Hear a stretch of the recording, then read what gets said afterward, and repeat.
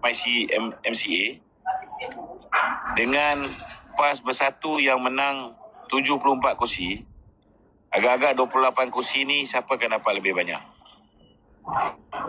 Betul.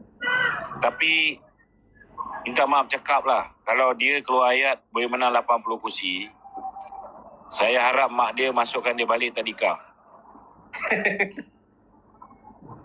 Kalau 26 kursi UMNO ni, katalah PAS dengan Bersatu terdesak sangat, dia serah semua kursi PH ni, semua BN bertanding.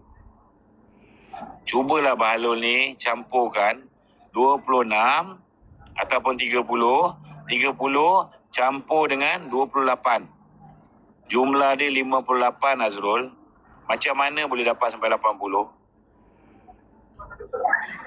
So kalau ia pun kau nak suruh UMNO ni keluar daripada kerajaan ni, janganlah buat soal perkara apa ni, jawapan-jawapan yang menunjukkan